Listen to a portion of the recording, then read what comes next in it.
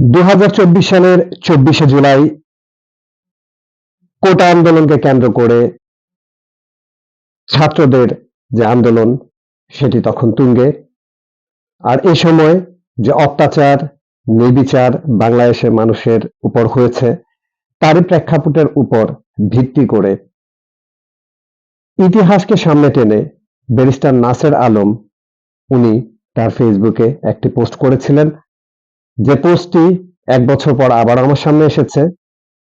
সে পোস্টটি ছিল এরকম: অনেক ছোট বয়সে মনে হতো এত বড় একজন জাতীয় নেতাকে পরিবার সহ নৃশংসভাবে হত্যা কেন করা হয়েছিল, আর কেনই বা সাধারণ জনগণ এই খুশিতে চরম আনন্দিত হয়ে মিষ্টি বিতরণ করেছিল, আর ইনু ট্যাঙ্কের উপর খুশির নাচ নেচেছিল। কেন মতিয়া চৌধুরী চামড়া দিয়ে ডুগডুগি বাজাবে বলেছিল। কি এত আক্রোশ ছিল শেখ পরিবারের প্রতি?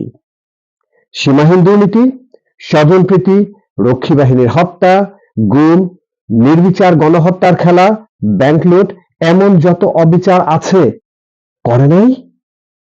এবং সেটা ছিল চরম অসহনীয় পর্যায়ের।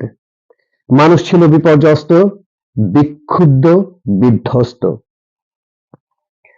2024-এ এসে আসলেই বুঝতে পারলাম একটা পরিবারের রক্তের নেশা কখনোই যাবে না। আবারও হয়তো এই দেশ কারো মৃত্যুতে স্বস্তি পেয়ে আনন্দ করবে। ব্যারিস্টার নাসের আলমের সেই প্রত্যাশা, আপামর বাঙালির প্রত্যাশা, গত 5ই আগস্ট স্বৈরাচারের পতন হলেও তা পূরণ হয়নি।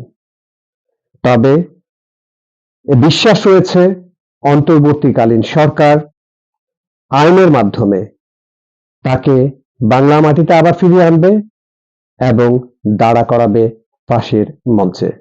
ভালো থাকুন, সুন্দর থাকুন, সুস্থ থাকুন।